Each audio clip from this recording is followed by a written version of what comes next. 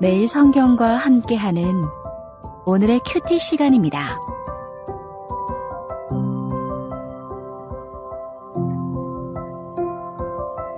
(11월 30일) 오늘의 말씀은 전도서 2장 12절에서 17절입니다. 내가 돌이켜 지혜와 망령됨과 어리석음을 보았나니 왕 뒤에 오는 자는 무슨 일을 행할까? 이미 행한 지 오래전의 일일 뿐이리라. 내가 보니 지혜가 우매보다 뛰어남이 빛이 어둠보다 뛰어남 같도다. 지혜자는 그의 눈이 그의 머릿속에 있고 우매자는 어둠 속에 다니지만 그들 모두가 당하는 일이 모두 같으리라는 것을 나도 깨달아 알았도다. 내가 내 마음속으로 이르기를 우매자가 당한 것을 나도 당하리니 내게 지혜가 있었다 한들 내게 무슨 유익이 있으리요 하였도다. 이에 내가 내 마음속으로 이르기를 이것도 헛되도다 하였도다. 지혜자도 우매자와 함께 영원하도록 기억함을 얻지 못하나니 후일에는 모두 다 잊어버린 지 오래일 것임이라. 오호라, 지혜자의 죽음이 우매자의 죽음과 일반이로다. 이러므로 내가 사는 것을 미워하였노니 이는 해 아래에서 하는 일이 내게 괴로움이요 모두 다 헛되어 바람을 잡으려는 것이기 때문이로다. 전도서 2장 12절에서 17절 말씀을 함께 묵상하겠습니다. 오늘 본문은 지혜와 무지가 모두 헤벨, 즉 헛되다고 하는 주제를 담고 있는데요. 어제 말씀드린 것처럼 모순이라는 것을 통해서 그것을 보여주고 있습니다. 모순이라는 형식을 통해서 전도자는 자신의 가르침을 드러내고 있지요. 먼저 12절은 전반부와 후반부를 바꾸어서 읽으시면 이해하기가 쉽습니다. 왕위에 오르는 사람은 선한 왕이 이미 한 일 외에 무엇을 더 알겠는가? 그래서 나는 지혜롭게 사는 것이 무엇이고 망령되고 어리석게 사는 것이 무엇인지 알아보려고 하였다라는 의미입니다.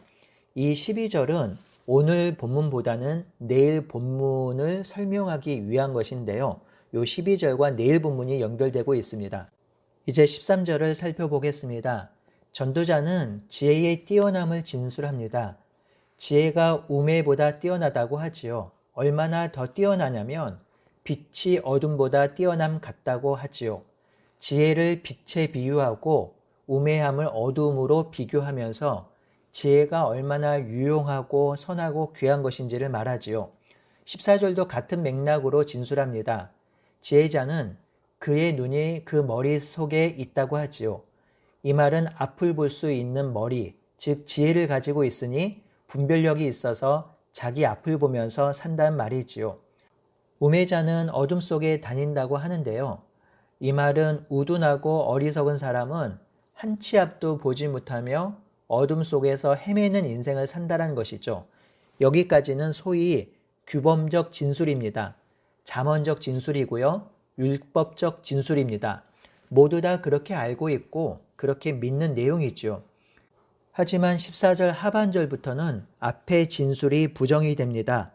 모두가 당하는 일이 모두 같으리라는 것을 나도 깨달아 알았다고 하지요. 지혜자나 우매자나 경험하고 당하는 것은 다 같다라고 합니다. 지혜자나 우매자가 다 같이 경험한 것, 당하는 것이 무엇일까요? 바로 죽음입니다. 전도자가 살아보니 지혜자나 우매자나 죽음 앞에서는 차별도 없고 차이도 없다는 사실을 깨달아 알게 되었다고 하지요. 그러면서 15절에 전도자는 스스로에게 이렇게 말합니다. 우매자가 당한 것을 나도 당할 것인데 내게 지혜가 있었던들 무슨 유익이 있겠는가? 내 마음속에 이르기를 이것도 헤벨, 헛되다고 하지요. 전도자는 지금 자신이 말한 13절과 14절의 한 진술을 한 절도 지나지 않아서 뒤바꾸고 있습니다. 모순을 보이고 있지요.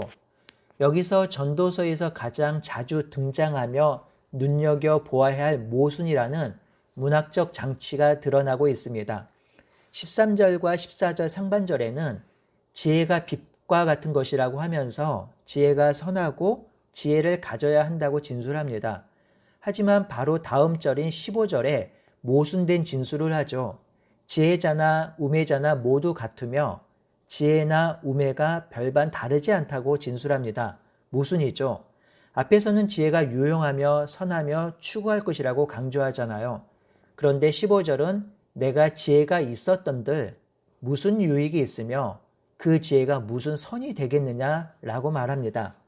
그러면서 전도자가 15절 맨 마지막에 이르기를 이것도 헛되도다, 즉 헤벨이라고 합니다. 무엇이 헤벨인가요? 바로 지혜이며 지혜자로 사는 것이 헤벨이라는 것이죠. 그러면 지혜가 헤벨이니 지혜를 추구하지 말고 우매하게 살아도 된다는 것을 말하고 있을까요? 그렇지는 않습니다. 전도자가 지혜가 헤벨, 헛되다고 말한 이유가 있습니다. 그것은 15절 상반절에 나오고 있습니다. 우매자가 당한 것을 나도 안다고 하는데 전도자는 자신이 지혜자였는데 그럼에도 불구하고 우매자가 당한 것을 피할 수 없다는 것이죠. 그것이 무엇인가요? 14절 하반절에 나오는데 그들 모두가 당하는 일을 나도 당할 것이라는 것을 깨달았다는 것이죠. 지혜자나 우매자가 모두 당하는 일이 죽음입니다. 이 죽음은 아무리 지혜자라 할지라도 피해갈 수 없는 것이지요. 그러니 이 죽음 앞에는 지혜자나 우매자나 모두 헤벨, 헛된 것이라는 것이죠. 그러면서 16절에 지혜자나 우매자가 모두 왜 헤벨, 헛된 것인지 한 번 더 부연 설명합니다. 지혜자도 우매자와 같이 오래 기억되는 것, 즉 영원히 기억되는 것은 아니라고 하지요. 시간이 지나면 모두 잊혀지게 될 것이라고 합니다. 그러면서 16절 마지막 단락에 지혜자는 탄식을 합니다. 오라 지혜자의 죽음이 우매자의 죽음과 일반이라 모두 똑같다고 하지요. 이렇게 탄식하는 이유는 잠언에서는 지혜가 선하고 유익하고 좋은 것이며 지혜가 생명을 주는 것인데 죽음 앞에서는 지혜자나 우매자나 구분이 없고요. 다르지 않기에 이에 대해서 회의가 들어서 극단적으로 지혜를 추구하며 살아온 자신의 삶이 헤벨, 헛되다라고 말하는 것입니다. 그러면서 17절에 전도자는 작은 결론을 내립니다. 내가 사는 것을 미워한다고 하죠. 이는 인생의 덧없음, 인생 살기가 싫어졌단 말이죠. 그래서 인생에 얽히고 설키는 일들이 전도자 자신에게 괴로운 일이며 지혜롭게 사는 것, 지혜를 얻으려고 사는 것이 모두 바람을 잡는 것처럼 헤벨, 헛된 것이라고 하죠. 여기까지가 12절에서 17절의 내용인데요. 완전한 결론이 나지 않습니다. 12절에서 17절은 18절에서 26절을 강조하기 위한 하나의 진술이 되는데요. 그러니까 2장은 1절에서 11절, 12절에서 17절, 18절에서 26절이 하나로 연결되며 하나의 주제를 드러내려고 합니다. 그래서 2장 전체의 주제는 내일 본문을 묵상하면서 나오게 될 것입니다.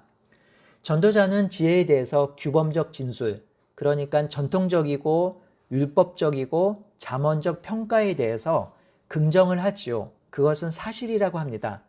하지만 꼭 그렇지 않음도 드러내고 있습니다. 바로 죽음 앞에서는 그 모든 것이 똑같다라는 것이죠. 그런 의미에서 제가 어제 설명드린 것처럼 전도서에서 말하고 있는 지혜와 잠언에서 말하고 있는 지혜가 다른 다른 점이 있다는 것입니다. 어떤 상황, 어떤 삶의 정황에서 지혜를 바라보느냐에 따라서 지혜가 다르게 이해되고 인식될 수 있다는 것이죠. 그러니 잠언이 정답을 말하고 있다면 전도서는 문제를 던져주고 의문을 제시합니다. 전도서는 인간이 경험하는 다양한 삶 속에서 충분히 고민하고 생각하고 묵상하고 기도하면서 그 답을 찾아가도록 인도하고 있습니다. 오늘 전도자는 모든 인간, 부자나 가난한 자, 남자와 여자, 어른이나 아이, 지혜자나 우매한 자, 주인이나 종, 왕이나 신하 모두 똑같이 경험하는 죽음 앞에서 인생을 생각해 보도록 권면하고 있습니다.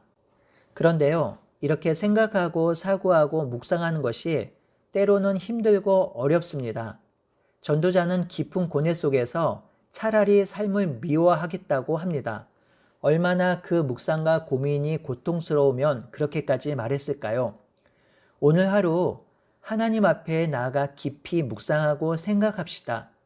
죽음 앞에 허무하게 될 우리 인생이지만 그럼에도 우리를 사랑하셔서 영원한 죽음이 아니라 영생을 허락하신 하나님의 그 사랑을 생각하며 내가 그 허무함에 굴복하지 않고 의미 있는 인생을 어떻게 살아갈지 고민하고 생각합시다. 그 죽음 앞에 무용한 것들에 굴복하지 않고 죽음에도 변하지 않는 진리와 말씀을 붙들고 오늘도 지체를 사랑하고 하나님을 신뢰하며 살아가는 하루가 되기를 바라고 소원하겠습니다. 아멘.